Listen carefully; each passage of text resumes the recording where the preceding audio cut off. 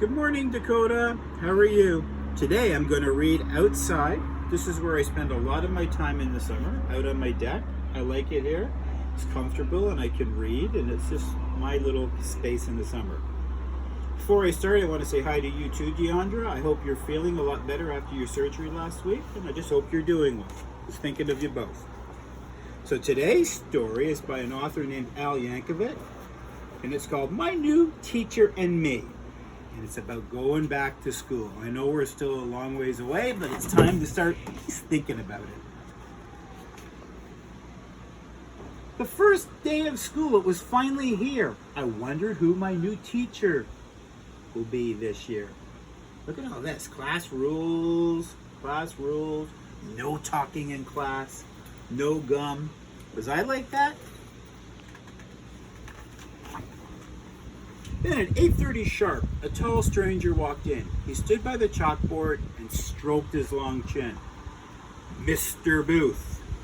He said, I'm Mr. Booth, and I'm happy to say I'll be teaching you all about fractions today. You open your textbooks to page number 3, and then he stopped and he stared right at me.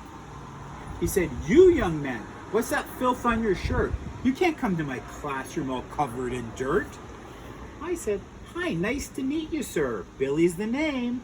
See, a funny thing happened before the bus came. I was digging the china out in my backyard, and I was almost there when I hit something hard. Well, I dug and I dug and I dug a bit more, and I discovered the skull of a real dinosaur. I would have cleaned it up, sir, but hey, I'm no fool. I just couldn't be late on the first day of school. For a second or two, Mr. Booth kind of froze. Then he walked up to me and he looked down his nose.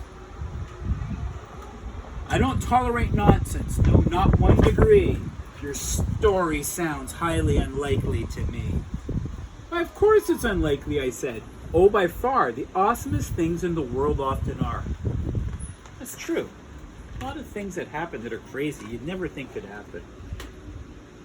For instance, this friend of my third cousin Ned got a farm where 2 cows each have 2 heads.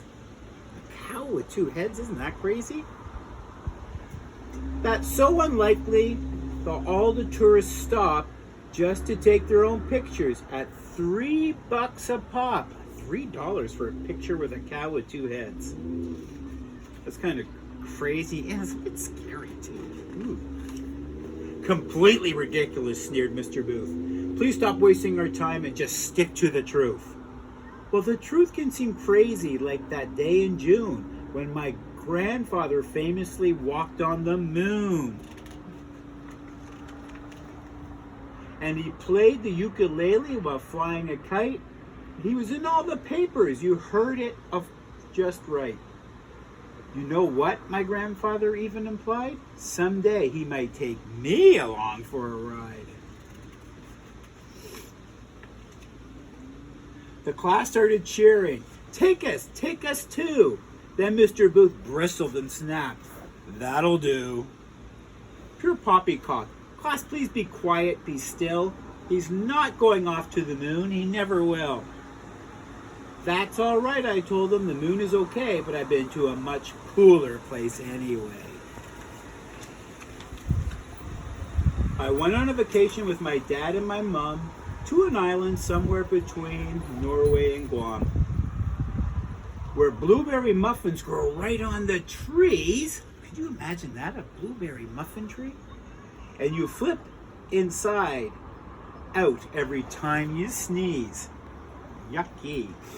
All the rabbits say moo, and the poodles go neigh. And the traffic light colors are pink, blue, and gray. What are our traffic light colors? Red means stop, green means go, and yellow means slow down or clear the laneway. Uh-oh, gotta change directions in the book. I knew that too.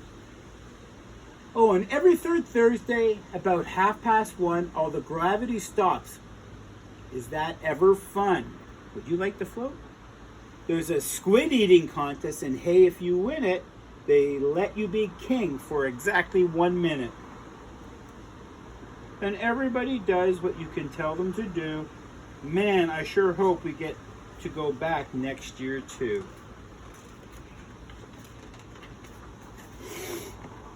Mr. Booth didn't care for that story one bit.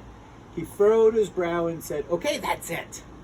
Admit that your stories are simply absurd. I do not believe them, not one single word." Then I cleared my throat and said, "Well, sir, you know, just because you don't believe them doesn't mean it's not so. Just because you can't imagine it, it doesn't mean that it simply can't be or won't ever be seen. I'll bet every great thinker we've got could see all kinds of things other people could not. So why get upset if somebody like me tries to look at the world a bit differently?" Look at that. That's Martin Luther King. He looked at the world differently and believed everyone could be the same. This is Galileo. He was a famous scientist who didn't believe everything that other people told him, so he looked for himself. You're that type of person, I hope, Dakota. "Enough," Mr. Booth said. "No more stunts. You'll march straight to the principal's office at once." Something slipped from my book as I walked to the door. Mr. Booth picked it up, and his jaw hit the floor. It was me and a cow, with not just one head but two. "Oh," I said, "I was planning to give that to you. It's a little good luck gift. I got it for free. For my new teacher, Billy."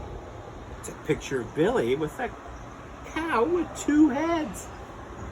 He stared at the photo and then looked at me, back at me. I avoided the principal's office that day. In fact, old Mr. Booth put my gift on display.